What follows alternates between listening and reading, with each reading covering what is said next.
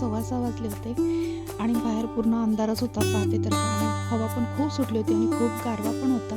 यांच्यासाठी सकाळी यांना बाहेरगावी जायचं होतं मीटिंगला, त्यामुळे यांना सकाळी कॉफी करून दिली. त्यानंतर 6:30 वाजता सूर्य थोडा थोडा दिसायला छान असं तांबडं उजेड पडला होता बाहेर.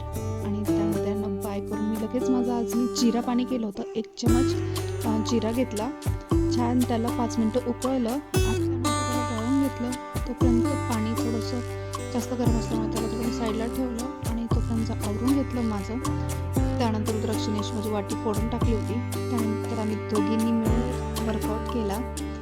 जवळपास ती पण माझ्यासारखा वर्कआउट करायला पाहत आहे आणि मस्तपैकी ती पण छान वर्कआउट करत आहे. आता पाहू शकता व्हिडिओमध्ये. आणि ती पण मला आता इन्स्ट्रक्शन देते, मम्मी असं कर म्हणून. ब्रेकफास्टमध्ये चिकू आणि मोसंबी घेतली होती. त्यानंतर लंचमध्ये सिंपल अशी डाळ खिचडी केली होती आणि भरपूर असं सॅलड घेतलं होतं सोबत. त्यानंतर मी दुपारी करायला गेले, झालं एक माझ्यासोबत, त्याचा मी पूर्ण ब्लॉग यूट्यूबला टाकलेला आहे. त्यानंतर DIYमध्ये गेले होते शॉपिंगसाठी, पेंटिंगचं सामान घ्यायचं होतं. त्यानंतर येताना रुद्राक्षीसाठी फ्रेंच फ्राईज घेतल्या आणि नंतर डिनरमध्ये भुर्जी केली होती.